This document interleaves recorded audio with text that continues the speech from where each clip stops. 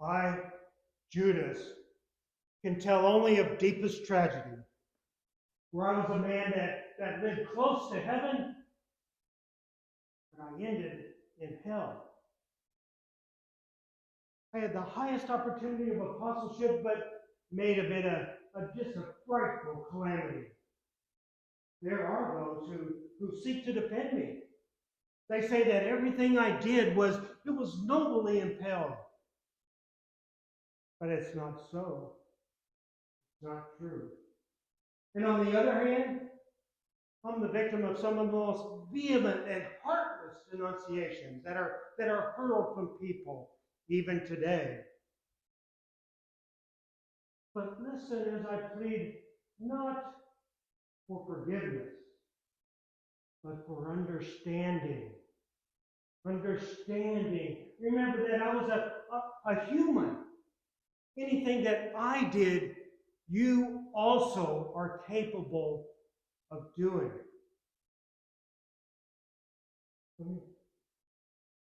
Let me start at the beginning. When I was born, my parents named me Judas, which means praise of God. Well, it would have broken their hearts as they held me in their hands to know that I would go down as the most despicable person who ever lived. As I grew up, I was taught to know and to believe the God of our fathers, the God of Abraham, the God of Isaac, and the God of Jacob.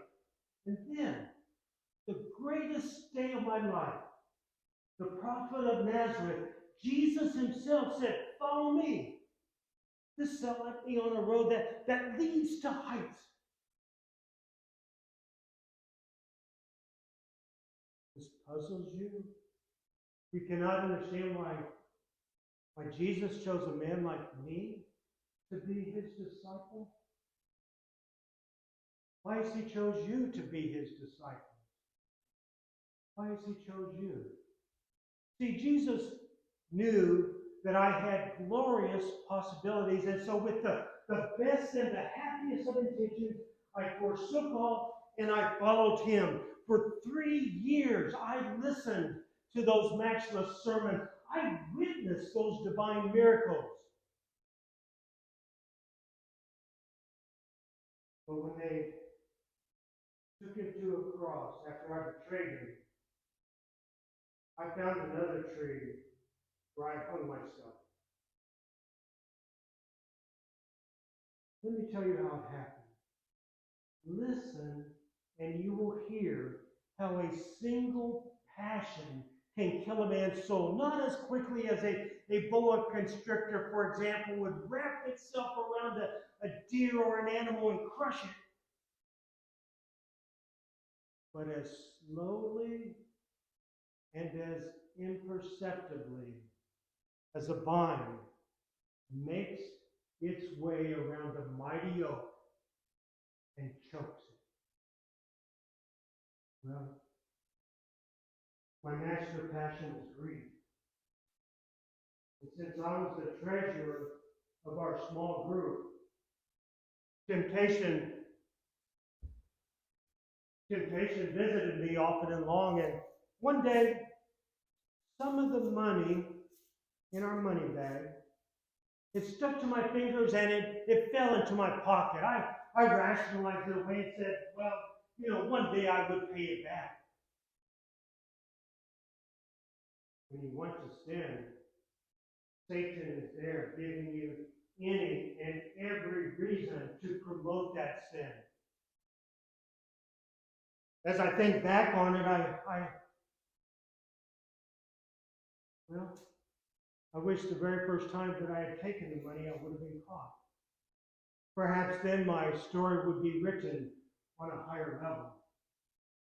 When you are caught at a sin, thank God for it. Because the sins that you are not caught at, those are the sins that will curse you both today and tomorrow, because those are the sins that you will try again.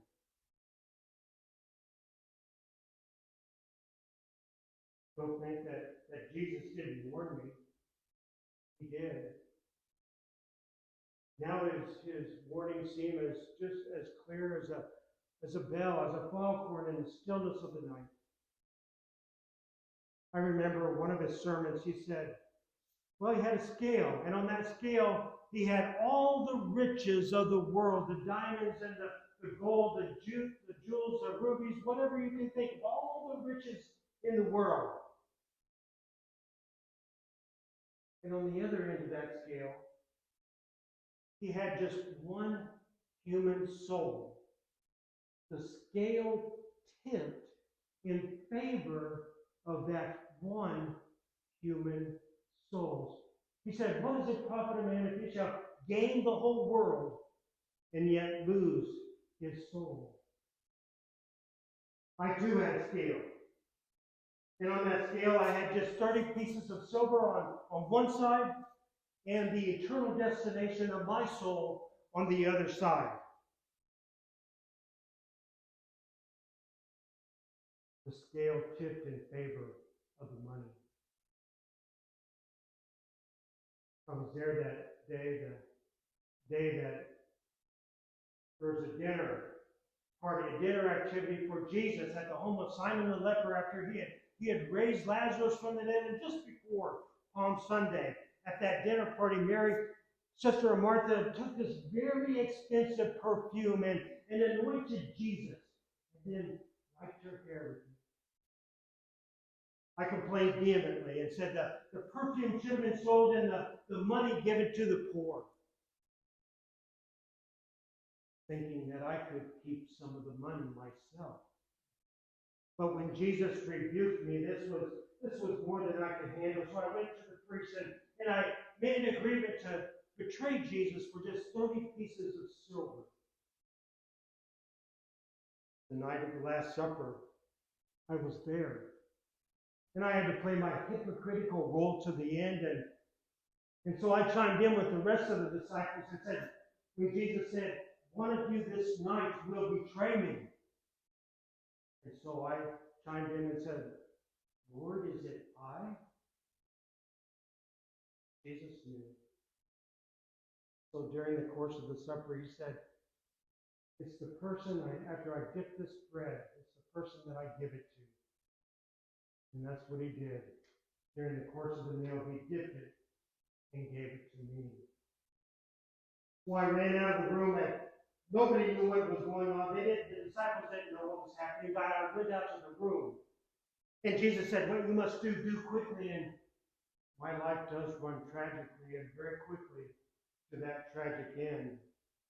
And so I led the mob to the garden where I knew Jesus would be at. And I was going up to kiss him, to embrace him, and to betray him. And Jesus, he stopped me. He said, friend, why have you come? Jesus knew why I had come, but he wanted me to think about just how diabolical my sin really was. One last opportunity to turn from sin and to follow him. I couldn't say a word.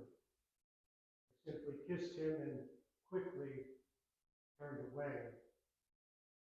At that point, my life came crashing down. All the pain and the guilt, the agony that felt like the weight of the world, all came crashing down on my head, on my shoulders. Such a pain that I hope none of you will ever experience. Don't think that I didn't cry that night. You know, the Bible talks about Peter and how he wept after he denied Jesus. My tears definitely came out. And as I sat there in my pain and in those tears, this bag of money, 30 pieces of silver, just kind of sat there restlessly in front of me. But these coins,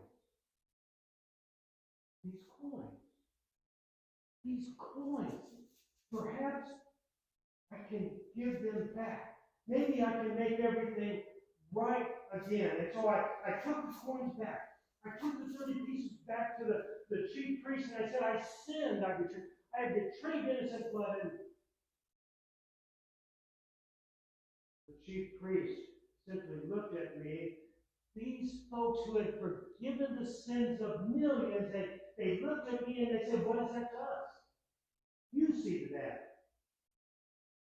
And so it was more than I could possibly bear. So I ran out of the temple and I threw the money back into the temple.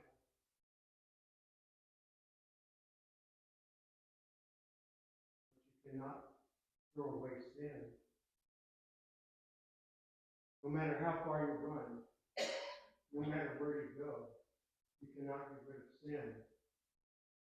Only God forgives sin. Well, at that moment I was at the crossroads. I could take a road that leads to grace and redemption and forgiveness, or I could take another road, a road that led me to a tree, to a rope, where I hung myself. See, I thought the enormity of my sin was so great that not even God can forgive that sin. There's no hope for me.